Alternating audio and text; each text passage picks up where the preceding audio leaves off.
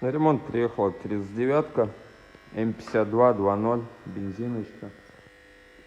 Человек недавно заменил мотор, но при 3000 оборотов был слышен характерный стук в двигателе. Сняли сначала клапанную крышку, проверили все там, все четко, натяжитель цепи, все на месте. Полезли снимать поддон. Чтобы снять поддон, на ней надо опустить подрамник, и тогда он прекрасно вылазит. После снятия обнаружили вот такое.